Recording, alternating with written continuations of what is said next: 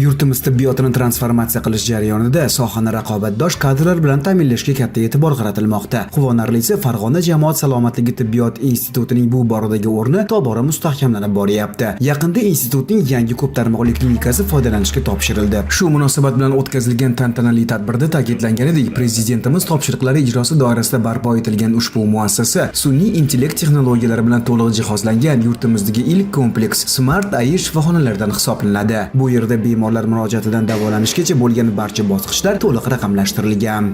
2020-yil prezidentimizning qarorlari bilan institutimiz o'z mustaqilligiga ega bo'ldi. Oldin filial bo'lsak, hozir endi 6 yildan beri alohida institut bo'lib faoliyat yurityapmiz. 7000 ga yaqin talaba tahsil olishyapti. Barcha yo'nalishlarimiz bor. Hozir sizlar ko'rib turgan klinika haqiqatan respublikada birinchi bo'lib ilk marotaba sun'iy doktor platformasini joriy qildi va shu bilan birga talabalarimiz uchun dual ta'lim tizimi to'liq yo'lga qo'yildi. Ta'kidlanganidek, yangi klinika yurtimizda birinchi bo'lib sun'iy doktor platformasini joriy qildi. U orqali tashxis qo'yish jarayonlari ko'p bosqichli analitik model asosida amalga oshirilib, shifokorning klinik xulosasidan so'ng bemorning barcha laborator, instrumental va anamnestik ma'lumotlari sun'iy intellekt tizimiga uzatiladi. Mazkur platforma 5 ta mustaqil AI shifokor modulidan iborat bo'lib, har biri turli algoritmik yondashuvlar asosida tahlil olib boradi. Natijada diagnostik xatoliklar kamayib, klinik qaror qabul qilish sifati oshadi va individual davolash modeli joriy etiladi. Bizga ma'lumki, so'nggi yillarda sun'iy intellekt davri bo'lyapti. Aynan shu davr mobaynida barcha yo'nalishlar, shu qatori tibbiyot yo'nalishida ham raqamlashtirish ishlari amalga oshirilyapti. Biz ham aynan mana shu jarayonlarni rivojlantirish maqsadida turli kesimda raqamlashtirish ishlari olib borilyapti. Bemorlarni monitoring qilish, ularni davolash rejalarini tartiblash aynan mana shu AI doktor hamda bizning integral monitoring dasturimiz orqali amalga oshirilsa, juda ham ko'plab yaxshi natijalarga erishgan bo'lamiz. Shuningdek, Smart klinikaning jonlantirish va jarrohlik bloklari eng so'nggi rusumdagi zamonaviy tibbiy asbob-uskunalar bilan jihozlangan. Qolaversa, klinikadagi hamshiralar bilan bog'lanish uchun elektron chaqiruv Nurse Call System panellari o'rnatilgan. Eng muhim yangiliklardan yana biri tibbiyot xodimlarining bino ichidagi buyurtmalarini avtonom va kontaktsiz yetkazib berish hamda professional yopiq sterilizatsiya uchun Canon M2 va Canon W3 aqlli xizmat robotlari keltirilgan.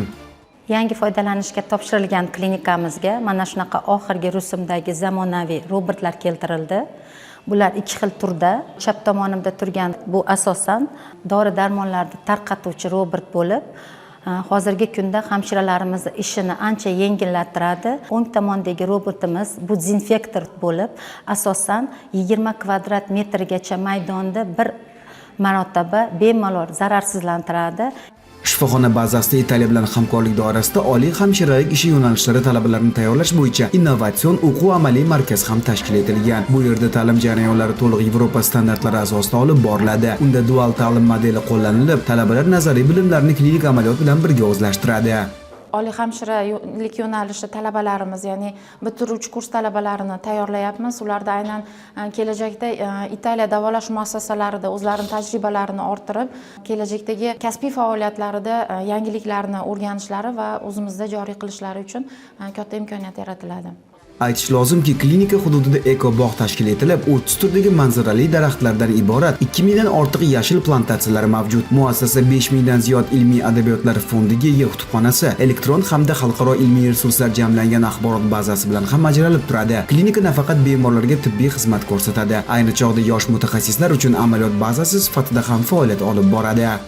Bugungi kunda muhtaram prezidentimiz tomonidan biz yoshlar uchun juda katta imkoniyatlar eshigi ochib berildi va biz talabalar bu imkoniyatlardan kerakli darajada foydalanamiz va kelajakda yurtimiz uchun hamda jamiyatimiz uchun kerakli va yetuk shaxs bo'lib yetishishga harakat qilamiz. Kelajakda bu klinikamiz yordamida biz aholiga sifatli va malakali hamda zamonaviy tibbiy yordam ko'rsata olish imkoniyatiga ega bo'lmoqdamiz.